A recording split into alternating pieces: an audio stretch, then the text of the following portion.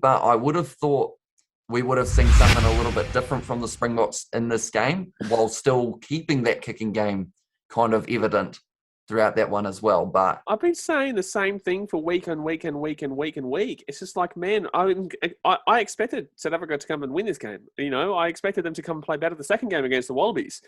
I kept saying, after the first game when the Wallabies beat South Africa, I said, okay, surely next week it's going to be a very close game, but I still tipped the Wallabies because I thought we were playing fantastic, and we got it right. We won by even more of a convincing margin. But what I said was, I think South Africa have to change their game style. There's no way you can keep playing like this. You're losing games. You're losing games to a 7th-ranked Australia, and you've helped them to get into the top 3. Looking at it from a non-biased Australian perspective, you have lost 2 games in a row to a team that just got pumped 3 times by New Zealand, who were in second at the time, and you've helped that team move from 7th to 3rd. It's basically like giving Argentina the reins right now. South Africa losing to Argentina twice, and then Argentina going into the top 3. Basically that's what's just happened, and they didn't change anything for the second game. And then they didn't change anything for the third game against New Zealand. And it's like, okay, so you've the first time you can kind of forgive him. The second time, you're just like, okay, why didn't you change it? But you can still kind of forgive him. The third time, and it happens again. Now, granted, South Africa only lost by 2 points, and it was by penalty in the 77th minute or whatnot. That's cool. But you still lost the game, right? And if you lose this next game, you are losing 4 games in a row. 4 games in a row. That is some Wallabies nonsense right there. That is some stuff that we've seen from the Wallabies the last 20 years. South Africa are going back to their really poor times if that's the case. And I know it's still against Australia and New Zealand, but I just don't get why this team is not learning. I guarantee you there's someone somewhere in South Africa who is blaming these losses on not having these losses on Cheslin Colby. The fact that he's not there. That's probably the reason they're blaming, because they're going to give this team an excuse. This team is still great. This team can still win the World Cup. This team can still easily be number 1 in the world rankings. But if they're going to keep playing this Northern Hemisphere style rugby, it's not going to work. And they're not learning. They're not learning. That's why we keep bringing it out week in, week out. We keep bringing it up week in, week out, because they are not simply learning.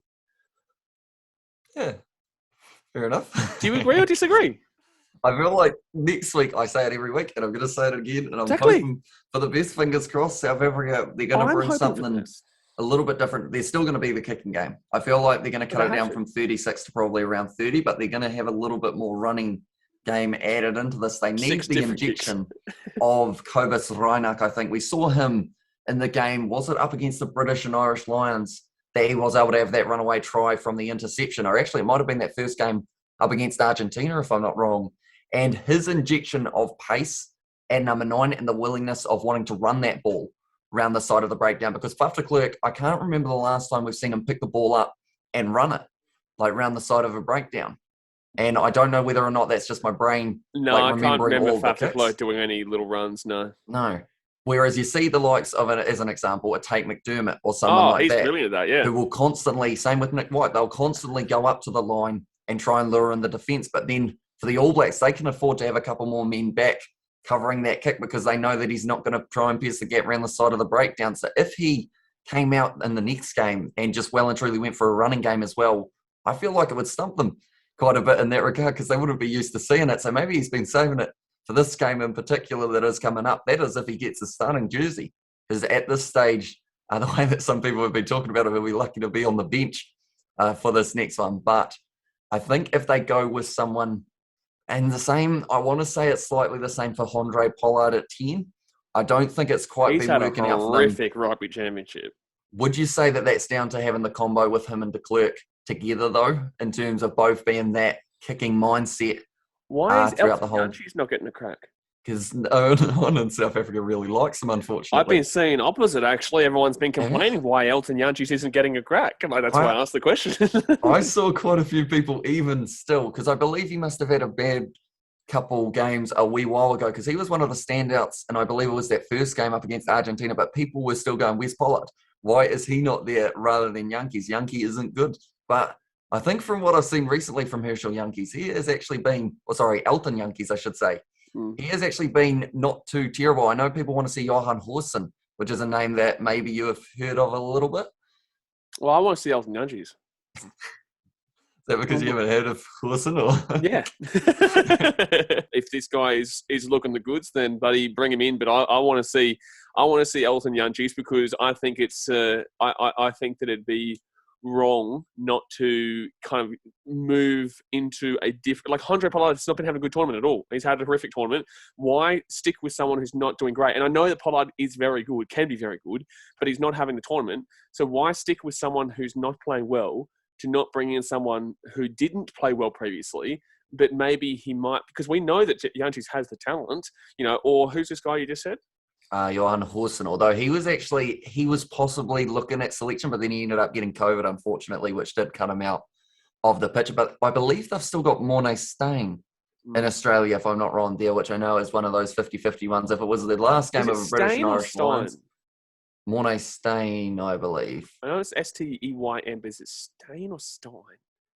Steyn. The big Steyn, Marcus Steyn. I'm going to call him Steyn. Marcus Stoinis, gee whiz, now he's getting into the cricket coming up. But go on. But yeah, I would say if they go with him, because it's not the third game of a British and Irish Lions tour, maybe he won't have that great of a performance just because that seems to be that man's bread and butter at the moment. He'll be around when he's in his 50s, ready for that next one that will be coming up in South Africa. But overall, for me, I think they've got to try more than just the one or two changes because they've only been making changes in their four-pack, and I don't think it's the four-pack that's struggling at the moment. I think the four-pack... No, it's absolutely the back line. Yes, they're ending up in some... Like, the line-out steals in that game up against the All Blacks were just phenomenal. From Etzebeth, he had a rough game, unfortunately. Don't talk to me about lineouts, by the way. He's going back to that Wallabies-Argentina game quickly. Holy shit, man. Like, truly, like, honestly, what is with Wallabies lineouts and what is with Argentinian lineouts? It is honestly children throwing lineouts in that game. I don't get it. And Wallabies have been doing it all Rugby Championship. Sorry to interrupt you, but I just had to come out here and say that that was pathetic from the lineout, yet again, from not only Argentina, but also the Wallabies. But please continue. No worries. Thank you. That was a little bit of an ad break there, and advertisement break in between your discussion. There was. But pretty much like Etzebeth, he had a little bit more of a rougher game, which is why they ended up taking him off a little bit earlier. But off the bench, I mean, Luke de Jager, first of all, starting the match. It is great to see him back in that number 5 jersey and just has that more appearance. You kind of see him out on the field, makes more of an impact than Marvin Oree did the week prior up against the Wallabies as well. But Mostert off the bench is good. And I think it is going to come down to, do they change that 19 combo? And if so, do you change one or do you change both? And that's going to be the big question because Pollard is slightly there for his goal kicking as well. But we've seen from him that hasn't been. Yeah, his is actually, like, Pollard's been struggling a little bit off the tee in the more recent times, I think. To be fair, anyone who's playing Australian, anyone who is playing Australia apparently has a mess up for the tee because Argentina left 8 points out in the field with missed kicks too. That is true. And those were some big points as well early on in the game for those ones, for Emiliano Boffelli. Just not quite able to strike it too nicely. But yeah, it's gonna be exciting because I believe they will announce their lineup on Tuesday night, which is actually when we are filming this podcast, although they did last week, and then that second game up against the Wallabies, they waited an extra day. So it's going to be interesting to see what happens because I know Jasper Wiese will now be available for selection as well, as he wasn't for the last match due to his disciplinary hearing kind of being a little bit later on. Yep. There you go. Well, there you go. So, look, let's get into our predictions here. Let's get into our predictions of the upcoming game.